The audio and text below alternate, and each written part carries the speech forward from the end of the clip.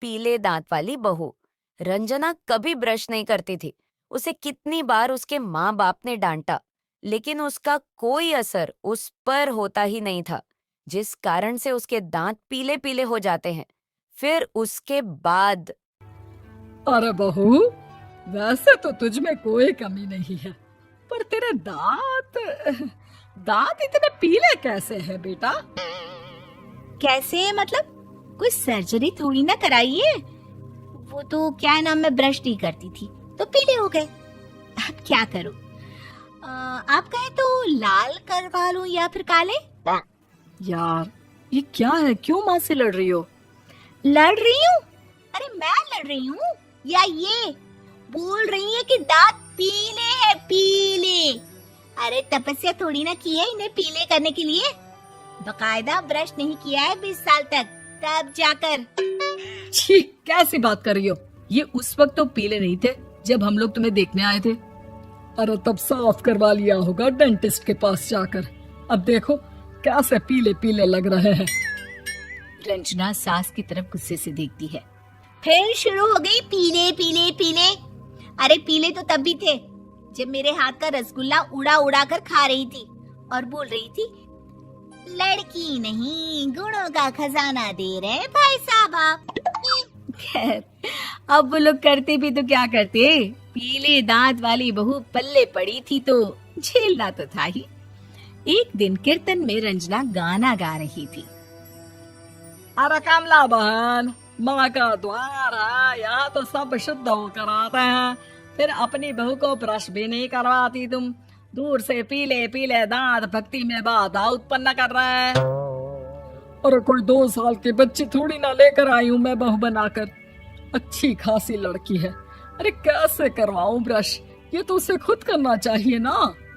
अब माँ बाप तो इसके जैसे तैसे निपटा दिए, ये नहीं सोचा कि सास कैसे संभालेगी। सास बहू को लेकर घर आ जाती है, लेकिन सोच लेती है कि अब इसे लेकर कहीं नहीं जाएगी।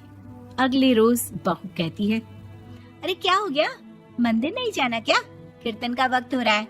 मेरी मधुर वाणी से कान्हा जी जागते हैं और सोते हैं। आप तो जानती है ना उनकी भक्ति में कितना मन लगता है मेरा। वो क्या है ना, तबीयत ठीक नहीं लग रही है मेरी, आराम करूंगी मैं।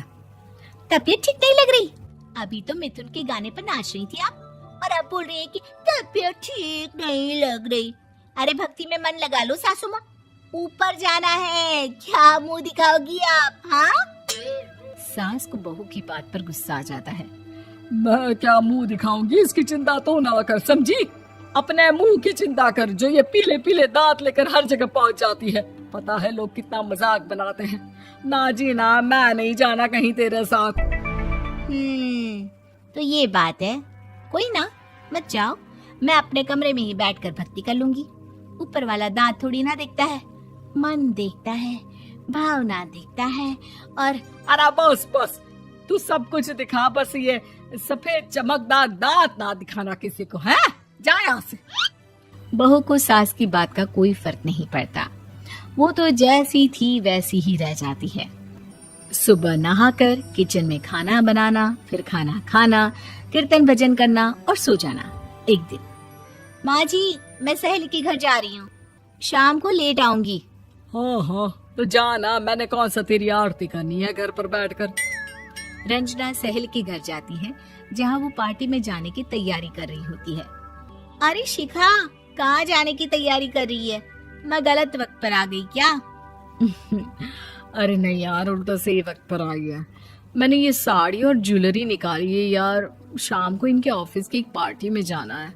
बताना कैसा लग रहा है ये सब? नहीं यार, इस ड्रेस के साथ तो वो वाली ज्वेलरी अच्छी लगेगी। हाँ हाँ, सही बोल रही है, मैंने ध्यान ही नहीं दिया। वैसे तो हमेशा से मस्त फैशन सेंस रखती है। तो बड़ा जाती होगी ना पति के साथ पार्टी में। रंजना कुछ नहीं बोलती, बस सोचती है कि यार काश ये बात सही हो जाती। पर मैं क्यों नहीं जाती पार्टी में? क्या इन लोगों की कोई पार्टी होती नहीं होगी? रंजना घर आती है और रात में पति से सवाल करती है, एक बात बताइए, आप मुझे किसी पार्टी में क्यों नहीं ले जाते? क्या आपके यहाँ ऑफिस में पार्टी नहीं होती? पति बेचारा क्या कहता कि दांत पीले हैं तुम्हारे इसलिए। अरे कोई पार्टी होती नहीं हम लोगों के ऑफिस में, तो कहाँ से लेकर जाऊं?